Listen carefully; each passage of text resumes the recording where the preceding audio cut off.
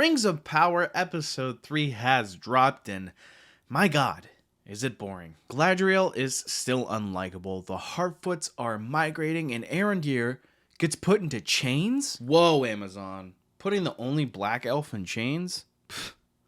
What are you saying? But before we get into this episode, if you guys enjoy my content and want to see more, like this video and be sure to subscribe to the channel. So in episode 3, we follow 3 main storylines: Galadriel, the harfoots, and Arondir. I'm going to go through each of these storylines separately and tell you things I liked and things I disliked. Let's begin with Galadriel. Yes, I still don't like her at all. She's just so arrogant and kind of mean. So her and the guy that saved her last episode get saved by the people of Numenor. I will say, when they are arriving to Numenor, the visuals are fantastic. I thought it was very beautiful to look at. Apparently there's history with the humans on this island and the elves. You can tell because not only does Galadriel explain it to the white guy, his name is Halbrand, by the way, but there's also this clever dialogue scene put in this episode.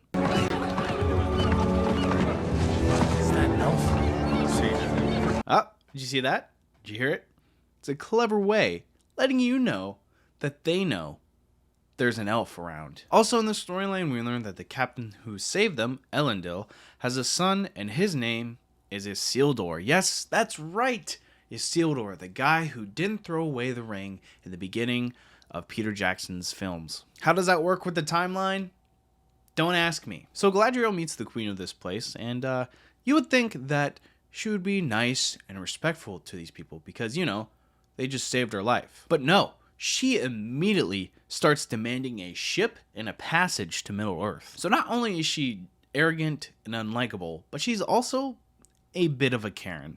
What I'd like you to do is apologize instead of being a bitch. Of course, the queen says no and tries to imprison them, but Halbrand convinces them otherwise. Elendil is then tasked to keep an eye on Galadriel, make sure she doesn't do any funny business. But unfortunately, she pulls some Assassin's Creed shit and parkours her way to the bay. He, of course, stops her and he confronts her, but he also mentions the Hall of Lore. This intrigues Galadriel, and she demands to see the manager of this place. Luckily for them, it is only a short horse ride away.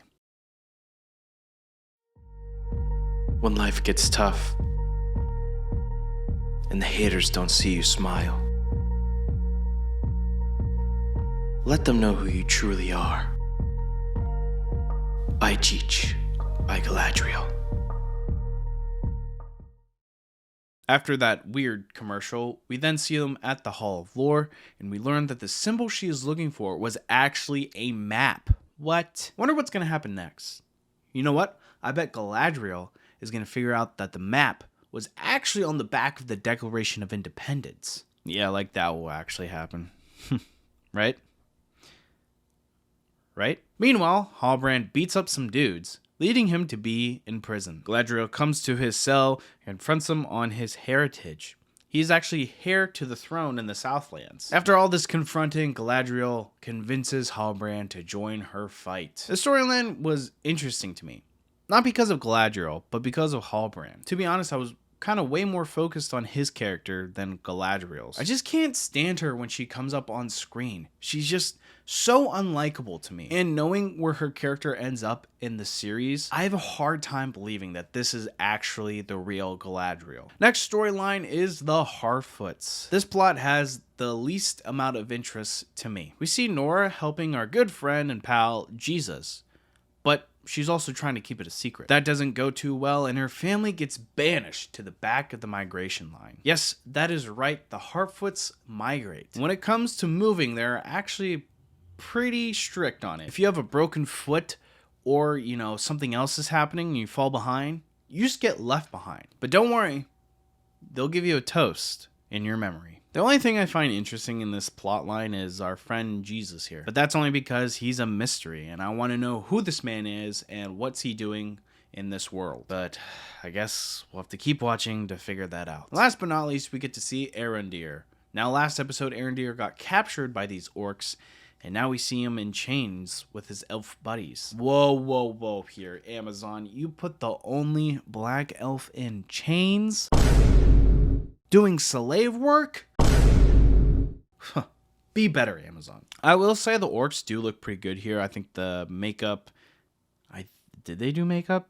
Well, whatever they did, it looks good. So the elves first talk about an escape plan, but get immediately erupted by the head orc. They each take their time, taking a sip of this water, but while the last guy is drinking the water, the orc slices his neck. Later on, we see them fight back with their chains and do some unnecessary flips, if you ask me. The orcs unleash the warg and, oh boy.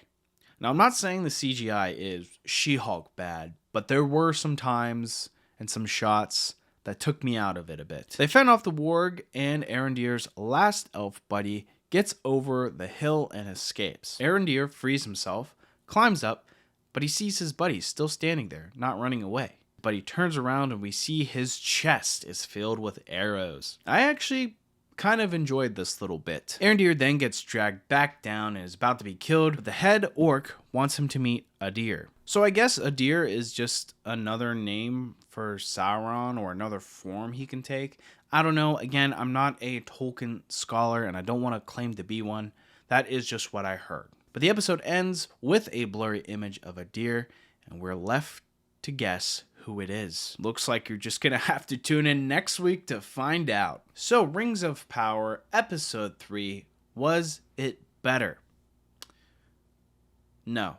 Not really. There are some things I liked with this episode. I liked Halbrand's character development. I thought the scene with the elf escaping and getting shot with the arrows was pretty cool. And of course, the visuals look fantastic. But that doesn't save the episode.